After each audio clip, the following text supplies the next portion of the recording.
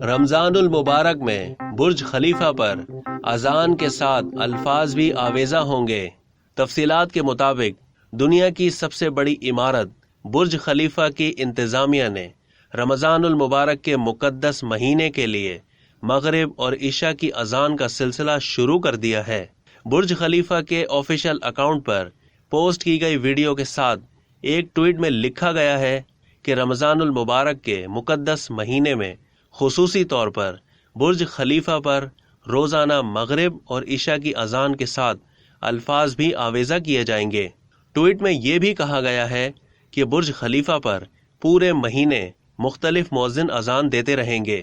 اذان کا ایک حصہ حی علی الصلاۃ یعنی نماز کے لیے آؤ، ان الفاظوں کو کئی رنگ برنگے نمونوں کے طور پر دکھایا جاتا رہے گا۔ خیال رہے کہ عالمی وبا کورونا وائرس کے بعد سے 3 سالوں میں یہ سب سے زیادہ عام رمضان ہے۔ سماجی فاصلے کے ساتھ مساجد میں نمازیں ہو رہی ہیں اور افطار کے خیموں میں ضرورت مندوں کو کھانا بھی کھلایا جا رہا ہے۔ اب تک کے لیے اتنا ہی۔